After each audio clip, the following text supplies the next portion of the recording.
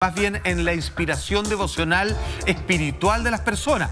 Pero en aquel tiempo, esta imagen, como usted se la ha visto y se ha conservado hasta el día de hoy, es un poquito más angustiante. Mal que mal, insisto, se le llaman el Señor de la Agonía, en donde el pelo se utilizaba cabello real, tratando de darle un extremo realismo, como usted lo está viendo en estos momentos en pantalla, y generalmente tenía que ver para erradicar el paganismo. Con esto, de cierta manera, intimidaban a los pueblos de las culturas originarias de nuestro país, aborígenes, indígenas de cualquier naturaleza, incluso esclavos, que por aquel momento todavía quedaban en nuestras localidades, para que finalmente se sintieran, ¿cómo decirlo?, derechamente intimidados y conmovidos por esta imagen. Entendamos que antiguamente, y esto es bien sabido, que las antiguas catedrales con sus vitrales contaban pequeños historias y pasajes de los evangelios, que para muchas familias era prácticamente como ir a ver las teleseries de la tarde hoy en día. Se acercaban a la iglesia, mucha gente analfabeta que no tenía acceso a poder leer los pasajes directos de la Biblia. Estas historias contadas en viñetas casi como si fuera un cómic, y las representaciones religiosas eran el punto de inflexión, de inspiración para aquellos que eran creyentes absolutos de esta religión. Claro. Ahora, atención, la verdad que en ese momento no podemos contar con fotografías, sino que con ilustraciones que marcaban los hitos del momento. Usted me está hablando del terremoto famoso, ahí estamos viendo algunas representaciones de la época, del terremoto de 1647, que es donde realmente adquiere el poder mítico que ha conservado hasta el día de hoy el Señor de la Agonía, el famoso Cristo de Mayo. Terremoto, atención, tenemos una gráfica ahí, que esto es un poco lo que se habla con la carta que llega del rey Felipe IV, que está rescatado desde el diario La Tercera. Cayó tan a plomo la ciudad, fue tan devastador este terremoto, y con tanto silencio posterior, que siendo el estruendo tan horrible, que nadie creyó, sino que solo en su casa había sucedido la calamidad. Fue tan impresionantemente el destrozo que las personas decían, esto fue por algún accidente y la casa solamente se derrumbó para mí, que estoy viviendo acá. Y solo al salir se dieron cuenta que esto parecía una imagen post-apocalíptica. Aparte que, claro, en esa época había cero cultura sísmica, no se hablaba de este tipo de cosas. Solo 3 minutos duró, ¿ah? Pero bastante largo, o sea, nosotros tuvimos el del 2010 que también duró 3 minutos y algo y fue tremendo. Imagínate en esa época con las construcciones de adobe, donde las construcciones más firmes efectivamente eran las iglesias, donde posterior a eso hubo mucha pobreza, mucha hambruna, la gente pasó frío, se vino una crisis sanitaria tremenda también. Entonces, en un contexto histórico que marca muchísimo. De hecho, volviendo un poco al tema de que la iglesia tenía mucho poder en esa época, se habló en un minuto de cambiar la ciudad de Santiago a otro lugar, o un poco más al norte o más al sur, pero la Iglesia Católica, como tenía todo el poder económico, es decir, ellos le prestaban plata a la gente y a su vez la gente ponía como en garantía sus casas. Por lo tanto, si se iban, se les quebraba el negocio y toda esta institución financiera que representaba la Iglesia Católica en esa época. Entonces, sin duda que fue en un contexto terrible donde no había información. Incluso en la cárcel, fíjate, también leía un dato muy curioso, que los presos se asustaron tanto que ni siquiera trataron de escapar porque no entendían qué era lo que estaba sucediendo. De hecho, eso fue tácitamente así, implícitamente así. Lo que pasa es que en la cárcel se cayeron los murallones principales y los presos quedaron con la libertad simplemente cruzando con un par de pasos. Y cuando fue la policía a ver qué había quedado de las distintas instituciones dentro de esta ciudad, se dieron cuenta que los presos estaban todos acumulados, apretaditos, muertos de susto, sin siquiera ninguno de ellos intentar escapar, porque la verdad es que nadie en ese momento se sentía seguro en la ciudad. Les recuerdo, vivían 4.000, apenas 4.000 personas en la ciudad de Santiago, y en una primera pasada, producto del terremoto mismo, murieron 1.000. Y en una ciudad posteriormente terminó muriendo otros 1.000 más. O sea, el 50% de la población de 1647 de la ciudad de Santiago falleció a causa de este sismo. Y Santiago, perdón, sí, que quería precisar que Santiago en esa época era muy chiquitito, o sea, es lo que hoy día conocemos como el casco histórico solamente. No es el gran Santiago como Ojo, que además es lo que nosotros podemos precisar hoy día con la historia, pero pueden existir fácilmente más fallecidos que no pasaron a ser contabilizados. Sin lugar a duda, Mike. Recordemos que en ese minuto las comunicaciones comunicaciones eran prácticamente nulas. De hecho, quien estaba como gobernador, de alguna forma, por darle una figura a que era Santiago en ese momento, se enteró recién el 20 y tanto de mayo de este terremoto, porque él no estaba presente en Santiago, estaba presente, si mal no me equivoco, en Concepción. Absolutamente. Estaba justamente haciendo unas labores y se viene a enterar recién. Que también tiene que ver con el Cristo de Mayo Concepción, ojo con eso. Y también lo vamos a detallar después. Oye. Entonces, hay un tema justamente en que acá no existe comunicación y todo tiene que ver con que la gente sentía que era un castigo divino. La iglesia no solamente, la religión era importante, la iglesia manejaba la política. La política en ese momento iba de la mano de la religión y la gente, y por eso tal vez siento que los presos no quisieron escaparse, porque también había un sentir que, oye, nos están castigando, y acá mientras más juntos, alguna imagen que quede levantada de Cristo es como nos podemos salvar. Vamos a ir ahí. Atención con lo siguiente, para que ustedes entiendan de cuán fuerte fue este terremoto, cuán mortífero fue para los ciudadanos de esta ciudad en la cual nosotros que estamos acá vivimos hasta el día de hoy, es que fue denominada como el apocalipsis del 13 de mayo. La gente que lo vivió en carne propia pensaba que se trataba del fin del mundo como estaba relatado en el libro de Revelaciones final de la Biblia del Nuevo Testamento. Ellos pensaban que, dado sus creencias, dado que en aquel momento se estaban viviendo no una descompensación religiosa, pero sí una especie de crecimiento fructífero en la economía que había un poco alejado a ciertas personas con esta tremenda separación entre los latifundistas y las personas que vivían, digamos, como obreros, jornaleros. Pensaron que quizás lo mejor era preocuparse más de ellos mismos que de estar mirándose al cielo y hacer peticiones a Dios. Finalmente, cuando golpea esto el 13 de mayo de 1647, es denominado el Apocalipsis porque pensaban que, derechamente, como decía Michael, sería un castigo divino. De hecho, tenemos el dicho de una facultada, de una historiadora, ella es Alejandra Araya, quien nos explica al respecto. La asociación de las catástrofes naturales con la noción de castigo judeocristiana se puede encontrar en diversos textos, desde la Biblia hasta crónicas y sermones. Esto es válido incluso para los eclipses, para los cataclismos varios y los terremotos, que obviamente había una vinculación muy perfecta respecto a la religión católica. Acuérdense que cuando Cristo muere en la cruz, en parte de los 4 evangelios que existen en las Biblias normales, es cierto, porque hay otras versiones muy raras, se habla de que en la tierra tembló también. Hay una manifestación desde el terremoto como idea cristológica, que es cuando hay una idea de inflexión fundacional con respecto a la muerte de Jesús en la cruz. Entonces, el vínculo estaba mandado a hacer. Rescato algo súper importante que dijiste recién y que se puede extrapolar a lo que estamos viviendo hoy día, y es ese miedo que existía de la burguesía ante la sublimación, del pueblo, donde también empezó una crisis social importante, donde llegó la pobreza, donde tú decías los latifundistas estaban muy seguros en su poder, pero la gente se dio cuenta que tenía que hacerse cargo de sí mismo, tenía que ponerle más atención a su vida propia, y es un poco lo que se está repitiendo hoy día, sin ir más lejos, en el contexto, por ejemplo, del estallido social, donde la gente despierta y se da cuenta que tiene derechos y que tiene que haber más igualdad, y son cosas que se han ido heredando y también repitiendo en la medida van pasando los años y las épocas. Buen punto, Monty, porque si hoy en día el punto de referencia de encuentro, ya sea para los éxitos de los partidos de fútbol o para la manifestación social de levantamientos de exigencia de justicia para el pueblo, esa es la Plaza Italia, hoy día Plaza de la Dignidad. En aquel momento iban a la única plaza conocida y que, sin tener un protocolo contra terremoto, era lo más inteligente, que era el espacio abierto que ofrecía la Plaza de Armas. Ahora pasa lo siguiente, vamos a los 2 milagros que implican el terremoto de 1647 con el Señor de la Agonía, el famoso, hasta hoy día denominado, Cristo de Mayo.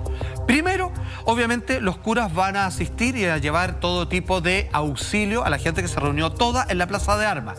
Pero acá suceden dos cosas.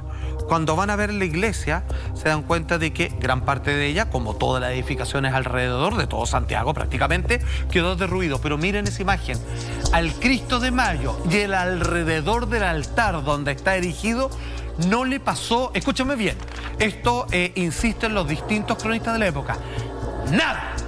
Quedó absolutamente inamovible, quedó completamente sin el más mínimo rasguño, siendo que parte de la techumbre cayó como si por elección hubieran todos los trozos de techo cayendo hacia los lados. Quedó completamente protegido, un milagro que solamente es comparable con la bomba que le colocaron en la iglesia de la Virgen de Guadalupe, en donde todo quedó astillado o destruido, excepto el cuadro mismo. Pasó lo mismo con el Cristo de Mayo.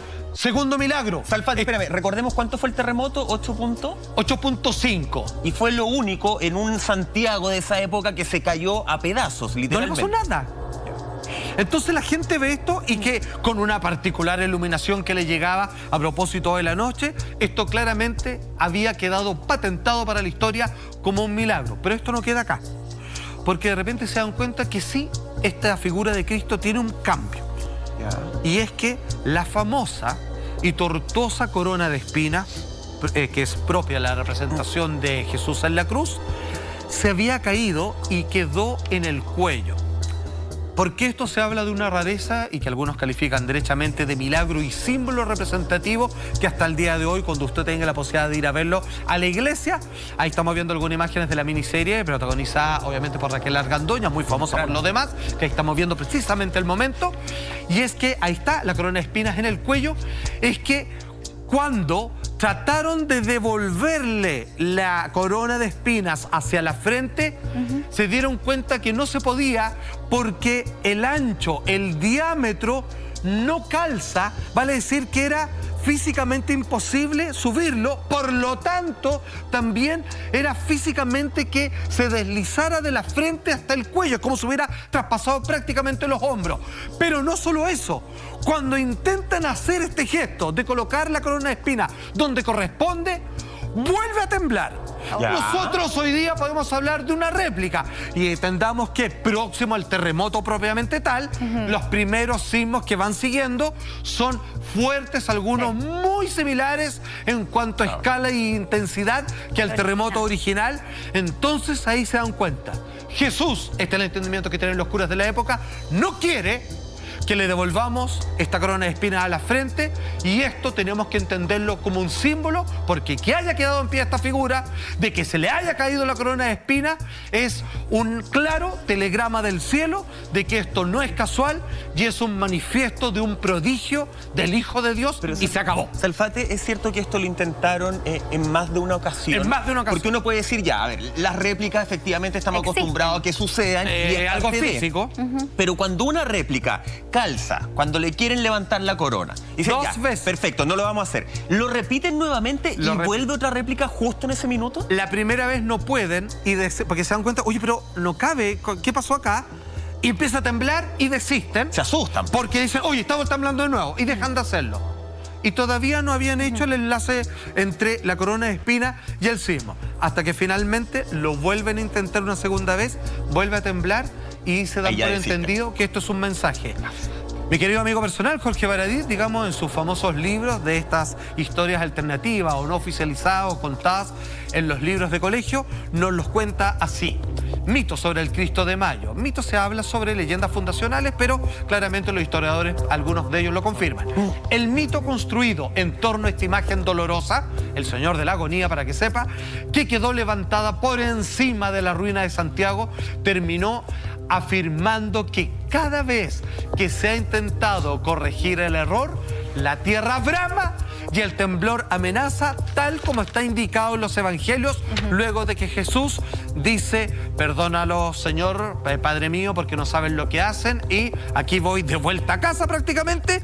Tembló la tierra en el año 33 de la humanidad y volvió a temblar cada vez que en un año posterior intentaron hacer esta corrección, y a nadie hoy en día le queda duda de que nadie pretendería en su sano juicio y creyente, digamos, así de pie y puntillas, de tratar de levantar la corona de espinas que hoy día se mantiene como símbolo ineludible de que ahí hubo un milagro. Si usted no cree eso, el milagro que quedó completamente esta estatua sin problema, a mí me parece que de por sí es cuando o menos curioso. Dicen que las coincidencias no existen. De hecho. Yo creo bastante en esa teoría y también en la necesidad que ha tenido siempre el ser humano de creer en algo que pueda ver, en algo que pueda interpretar, en algo que le dé una respuesta. Y lo que sucedió en este caso con el Cristo de Mayo es una evidencia tácita de que quizás las energías divinas sí existen y es la prueba fehaciente y física de que las cosas más mágicas o maravillosas pueden hacerse realidad, porque de otra forma, ¿cómo tú explicas que se caiga todo Santiago? Bueno, uno dice ya, las iglesias que eran más firmes, pero ¿cómo justo no le pasó nada a esta cruz? ¿Cómo después...? Porque los escombros no le cayeron encima, que es un detalle que entonces, no es menor. Es una cosa muy loca, muy mágica, y también si sumamos a esto de que cada vez que se le quería arreglar la corona temblaba, entonces yo creo que han sido una seguidilla de hechos que han, bueno, un poco reafirmado esa creencia. Perdón, este caso se suma a 3 históricos. La bomba puesta en la iglesia de la Virgen de Guadalupe en México, el estallido de Hiroshima, la bomba atómica en una iglesia cristiana, ¿cierto?, con curas occidentales, en donde claramente arrasó con todo, pero parte de la iglesia con la representación de Jesús quedó también inamovible. Estamos hablando de la bomba atómica. Destruyó todo, excepto esa parte. Y el Cristo de Mayo. Son 3 de los claros ejemplos que se adjudican milagros asociados a alguna representación religiosa, ya sea esta figura de madera, ya sea una pintura, etcétera, etcétera. Cristo de Mayo de Chile está considerado como uno de los extraños milagros donde Jesús o la divinidad, a propósito de sus representaciones hechas por humanos, es respetada desde el cielo a modo de mensaje para que tengan la confianza en él y que se le adjudican todo tipo de milagros. Ya vamos a leer el rezo que se le eleva a este Jesús en particular. Ahora, Salfate, ¿se ha investigado o se ha cuestionado de la mano de la religión por qué esta figura en particular es la que queda protegida? Porque, a ver, nosotros estamos hablando del Cristo de la agonía. Hasta ahí no existía el Cristo de Mayo, no era un Cristo milagroso, no era un Cristo que tuviese un rezo en particular. Un Cristo desechado, además. Era un Cristo como muchos otros Cristos que realizó justamente este fraile, porque tú bien lo explicabas, él hizo muchas esculturas que las empezó a repartir en distintas iglesias. ¿Tiene alguna conexión, lo que tú nos contabas al principio, de esta imagen tan doliente, de esta imagen de tanto sufrimiento que se le impregna a este Cristo en particular? ¿Sabes qué? Es una muy buena pregunta. Aquí incluso han tratado de manera muy tangencial tratar de dar explicaciones científicas desde 2 puntos de vista. Primero, la corona de espinas. Se habló que producto de la humedad de aquella época, con las estaciones reguladas en aquellos años, podía haberse generado alguna especie de deslizamiento por la hinchazón de las maderas. Sin embargo, todo tiene un límite. Va a decir, un mueble viejo que uno tiene en la casa, en la noche cuando hay cambio de temperatura, cruje, pero no es que un mueble va a terminar achicándose a 20 centímetros, jamás se va a empequeñecer a esos niveles. Sin embargo, cuando se trata de dar explicaciones de esa naturaleza, se vuelven absolutamente ilógicos e incomprensibles frente a lo que sucedió por el diámetro, que por mucho que se haya visto afectado por los cambios de temperaturas de la época, es que después no se haya podido subir. Entonces considero un milagro. Y lo segundo tiene que ver que quizás la mayor explicación tiene que ver con la gran cantidad de historias y energías que este Cristo, esta representación en particular, tenía que ser para dar el ejemplo, y quizás donde la Quintrala, a propósito de haberlo expulsado y después haber hecho las paces, es de todas las figuras de Cristo hechas en esa época, era el mejor representante de que los milagros pueden suceder. Así es. Y el perdón. Y lo impresionante también es que las pruebas de fe se van heredando generación tras generación, porque vemos que hasta el día de hoy la procesión de este Cristo de Mayo se sigue realizando. Incluso después del terremoto del 2010, a los años posteriores, hubo más gente que salía a sumarse a esta procesión. ¿Qué va a pasar este año, Juan Andrés Alfate? Atención, ¿cómo nacen las procesiones? 1647 es el terremoto. La gente se junta en la plaza de Armas. Se dan cuenta de que todo se vino abajo excepto la figura de Jesús. ¿Qué hacen los curas? Muy inteligentemente, y en aquel momento mucho más creyente que los de ahora, está de más repasarlo, pero bueno, lo digo, deciden tomar al Cristo de Mayo, levantarlo entre todos aquellos que deciden ayudar a la causa, y agarran esta imagen y de la esquina de Moneda con Agustina se la llevan a la gente que está reunida en la Plaza de Armas como para darle fe, como un símbolo estandarte de absoluta fe y de resguardo para todos aquellos que han sobrevivido a esta catástrofe y decirles de aquí en adelante todo puede ser mejor. Escúchenme, resultó la gente con lágrimas en los ojos, llorando a sus fallecidos, llorando por las cosas materiales perdidas y por un destino que se veía claramente negro en aquel momento. La gente recuperó la esperanza. Fue la primera procesión, 13 de mayo de 1647, que de ahí en adelante se mantuvo por centenares de años. Atención, que esto en 2 oportunidades no se ha hecho. Y en 2 oportunidades volvió a ocurrir el mismo cataclismo. Y hoy día, por tercera vez, no se hizo. Yo no sé si aquí hay incluso una pérdida de fe, pero yo por lo menos, lo digo solo como estrategia comunicacional de parte de la iglesia que está a bien mal traer, yo hubiera hecho, más allá de la misa que se hizo por Zoom prácticamente, haberle dado una vuelta al patio por lo menos, por respeto a la creencia. El patio, porque es como una cuarentena, solo patio. Claro, oye, hay una gráfica, Salfate, porque vamos a detallar eso, qué es lo que ha pasado, pero Jorge Baradit ha seguido, justamente escribió sobre todo esto y tenemos esa gráfica, maestro. Dice, Procesión Cristo de Mayo. Se estableció solemnemente que cada año los santiaguinos homenajearían sin falta la figura extraña de este Cristo de madera amenazante, con su corona de espinas en el cuello, para pedir su protección. Jorge Baradit, en el tremendo libro Historia Secreta de Chile. Le puedo decir que están los que creen y los que no creen, pero por estadística yo puedo decir que este Cristo cumplió el trato. Claro. Y cada vez que el hombre lo rompió, yo no sé si es que ahora va a ser el caso, los tiempos han cambiado, digamos. Yo no sé si tiene Jesús en estos momentos un vínculo demasiado estrecho, si se siente muy representado por la iglesia actual, pero hasta ese entonces, hasta por lo menos el 2010, él cumplió a cabalidad con este vínculo de oración, de que a mí me sacan a pasear el 13 de mayo, la gente se inspira en esta figura tan milagrosa, pero finalmente vamos a ver qué pasa aquí en adelante, pero todavía no llegamos a ese punto porque tenemos los detalles sobre las decisiones. Mucha atención porque tenemos las imágenes. Lo que usted está viendo, la comunidad en Facebook de la iglesia que hoy día alberga incluso desde la primera vez al Cristo de Mayo. Dice ahí, por motivos de la cuarentena, y bueno, respetamos eso también, este año no se realizará la procesión Santa Misa, que será transmitida por streaming de Facebook. Algunos dirán, Dios ha cambiado. Antes estaba en una iglesia en misa. Hoy día el único Dios que conoce la gente es una pantalla de celular a quien le ha traspasado toda su creencia y toda su vida. La pregunta, ¿qué pasará? Porque hoy día Cristo, el Cristo de Mayo, no salió a hacer su procesión. Les cuento simplemente qué pasó en las épocas anteriores, que esto tampoco se cumplió, y usted saque los cálculos nada más. Todo esto a la vuelta de esta breve pausa comercial. Y la Quintrala, por supuesto. Pero esa... Al regreso. Y El Planeta. Encuentra tu pack en tienda.lared.cl. Un fuerte aplauso, por supuesto. ¡Bravo! Nuestra tienda de la red. Y seguimos con este tema impresionante porque hay una relación muy estrecha y directa entre la Quintrala y el Cristo de Mayo. ¿Cómo nace esa relación y cómo llega este Cristo a manos de la mujer más despiadada de la historia de Chile? Aunque usted no lo crea, cuando estaba castigando a golpes de látigos la Quintrala a uno de sus esclavos, este Cristo que originalmente estaba en su casa, con esa mirada tan angustiante, la Quintrala le pega una retada y lo manda a sacar, y hay que aquel que lo rescatara de la basura. La primera vez que el Cristo de Mayo es expulsado, estaba destinado a ser hecho añicos. Pero esta historia va a terminar bien porque hicieron las paces.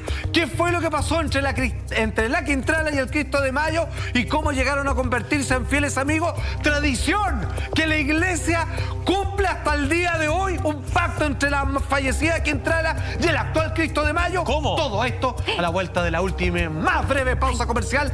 No se vaya. Yo quiero ver eso.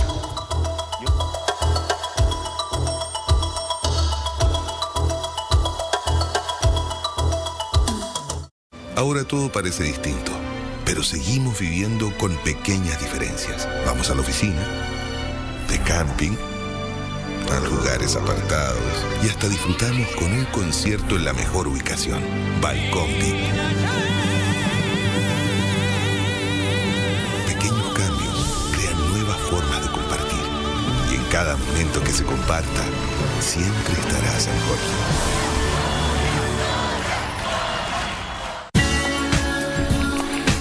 Porque no nos cansamos de darte más. Extendimos las redes sociales libres por todo mayo. Para todos nuestros clientes prepago, incluyendo videollamadas. Pórtate y conoce todas nuestras bolsas en WOM.cl. Quédate en Home. Nada te cuida más. Porque lo pediste, llegaron las Jumbo ofertas. 40% de descuento en vestir infantil y bebé URB, pagando con Cencosud Scotiabank. Caja cerveza cusqueña botella, 11.990 pesos, pagando con Cencosud Scotiabank. También en Jumbo App y Jumbo.cl. Recuerda, quédate en casa. Mentes brillantes. Un viaje a través de las experiencias de vida de un grupo de hombres y mujeres notables de Chile. Este sábado, Mario Luxoro, ingeniero civil químico, Premio Nacional de Ciencias Naturales 2000. Fernando Monkever, médico, Premio Nacional de Ciencias Aplicadas y Tecnológicas 1998. Mentes brillantes. Sábado a las 23 horas. La Red, junto a ti. En tienda.lared.cl limpia, desinfecta y desodoriza tu hogar con productos Beox. Productos ecoamigables, desarrollados y comprometidos para cuidar a tu familia y el planeta. Encuentra tu pack en tienda.lared.cl. Lo Valledor, el principal mercado hortofrutícola del país, los invita a que lo conozcan. Es sin duda un lugar de encuentro para los pequeños y medianos agricultores de todo Chile, que con sus camiones cargados confluyen día a día con sus productos recién cosechados.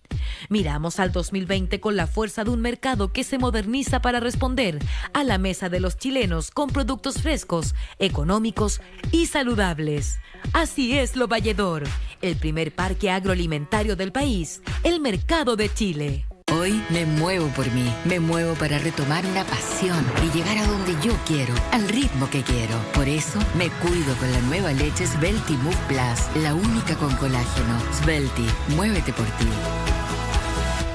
Porque lo pediste, llegaron las Jumbo ofertas. 40% de descuento en vestir infantil y bebé URB, pagando con Cencosud Scotiabank. Caja cerveza cusqueña botella, 11.990 pesos, pagando con Cencosud Scotiabank. También en Jumbo App y Jumbo.cl. Recuerda, quédate en casa. Celebramos el mes de la madre con un espectacular premio de 1 millón de pesos. Para participar, envía mamá al 6070. Sorteo el 29 de mayo en Así Somos.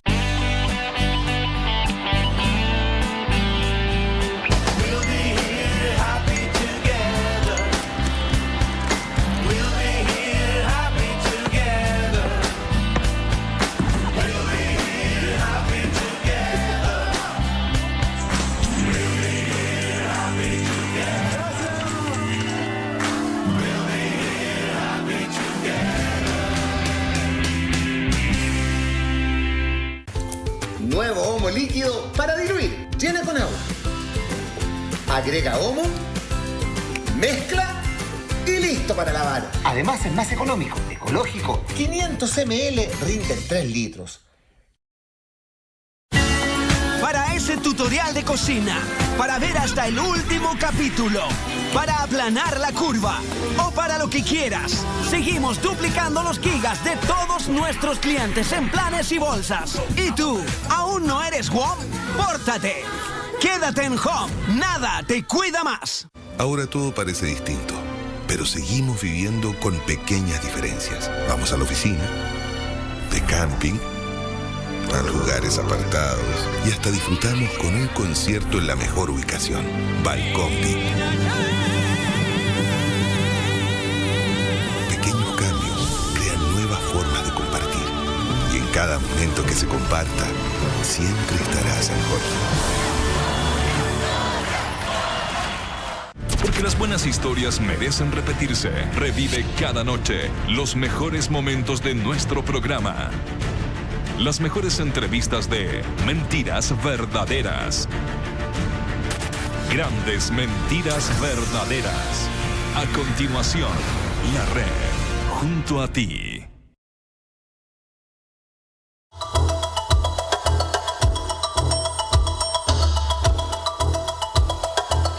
Estamos de regreso ya en Así Somos. Salfate, quedaste con esta conexión, estas dos historias que se dibujan en torno al Cristo de Mayo y la Quintrala.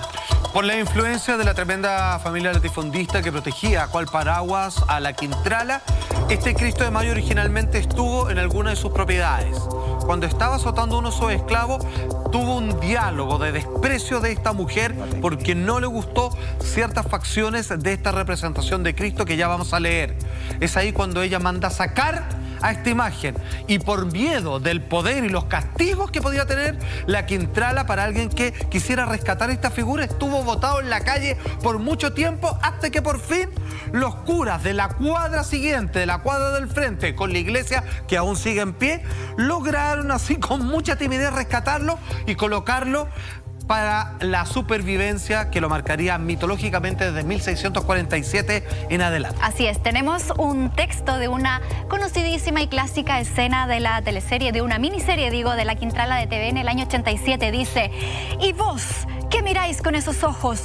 No quiero en mi casa hombres que me pongan mala cara. ¡Fuera, Lorenzo! Sácalo de aquí y ponlo en la calle. Así es, miniserie La Quintrala TVN, año 1987, y vemos protagonizada por Raquel Argandoña. ¿No habrá sido este texto una proyección de sus propias culpas, siendo una mujer que arrastraba 40 asesinatos, tanto maltrato a su personal, hasta su propio padre? El mal castigo por deporte a los esclavos, quienes azotaba. Lo que pasa es que esta historia, fíjate que aunque usted no lo crea, también parte de las leyendas, terminó bien. Ahora, ¿por qué creo en esta leyenda? Porque eso se llevó a la práctica hasta el día de hoy. Cuando finalmente es encarcelada la Quintrala, ella que se dice incluso hizo pacto con el diablo, ella dice: si Jesús, por todos los males que he hecho, si tú me perdonas, yo te prometo que voy a colocar todos los días 2 velas en tu nombre. ¿A quién? Al Cristo que ella misma rechazó y que hoy día estaba en la iglesia cruzando la cuadra. Finalmente salió libre de toda culpa. Sí. Y comenzó a colocarla hasta el último día de su existencia, estas 2 velas. Esas 2 velas, todos los días, en esta iglesia, hasta el día de hoy, se prenden, continuando la tradición de la Quintrala, como la adoración o como la ofrenda que Jesús, esta imagen en particular, aceptó. La misma imagen que le trajo esperanza a la gente del terremoto de Santiago de 1647 y a la misma que ha protegido, según los creyentes, a Santiago de los terremotos, exceptuando las 2 veces que no se hizo esta procesión, el clásico 13 de mayo. Hoy día es la tercera vez que no se hizo, así que, bueno, vamos a ver qué pasa. Salfate, de hecho, en el fondo se siguen prendiendo estas velas porque hasta también hasta el día de hoy, porque también ella lo deja estipulado antes de fallecer justamente, y deja, según algunos historiadores, un monto económico importante en la iglesia para sustentar, no sé si hasta el día de hoy seguirá el dinero, pero por lo menos ya quedó como tradición, sustentar que se prendan estas velas. Ella, incluso muerta, quiere seguir cumpliendo la tradición que hoy día siguen muchas personas, Salfate, y hay una especie de rezo, una súplica para pedir por favores personales y humanitarios al Cristo de Mayo, ¿no? Exactamente. Yo, que generalmente no rimo mucho con la institución eclesiástica, sí creo mucho en las figuras religiosas, sobre todo aquellas que se le adjudican milagros. El rezo específico que se le hace al Señor de la Agonía es es el siguiente: heme aquí a tus pies, Señor de la Agonía, contemplándote crucificado y encarnecido. Vengo a tus pies a clamarte por mis necesidades más urgentes. Aquí hago la petición de cada uno. Y luego, quiero ir con mi pequeña cruz humildemente tras la tuya hasta el día en que te dignes reconocerme por toda una eternidad, heredero de la gloria de tu Padre Celestial por los méritos infinitos de tu pasión. Así sea. Ese es el rezo para el Cristo de Mayo. Amén. Que así sea. Así que espero que tengamos la protección necesaria. Oye, temazo, temón, se acaba de romper una tradición por tercera vez en la historia de Chile. Esto va en baja. Pobre gente, digamos, de excesiva fe, pero así están las cosas, así está la pandemia. Vamos a ver qué pasa. Por nuestra parte, nosotros ya hicimos el rezo, así que ojalá, digamos, que estemos en su albergue. Y esperemos que la misa online haya servido de algo también, ¿cierto? Que apacigua un poco los ánimos, por lo menos espirituales. Amigos, ustedes se han dado cuenta que quedarse en la casa con un niño a veces ya es complicado. Bueno, imagínate cómo es con 300. En mayo es nuestra colecta anual y no vamos a poder estar en las calles. Por eso te necesitamos a ti en tu casa mucho más que nunca. Mes de mayo es el mes de María. Ayuda en esta colecta nacional digital. Haz tu aporte en mariaayuda.cl/colecta 2020. María Ayuda. Protejamos la infancia para un mejor futuro. Fuerte el aplauso para María Ayuda y la tremenda gestión que hace por los niños. Nosotros estamos llegando ya a nuestro fin, Monty. Nos reencontramos mañana. Nos vemos mañana. Muchas gracias, Juan Andrés Alfate. Y gracias a todos ustedes que nos sintonizan cada noche. Un beso gigante y nos reencontramos a la medianoche. Que estén muy bien. Cuídense, que estén muy bien. Cuídense. Cuídense.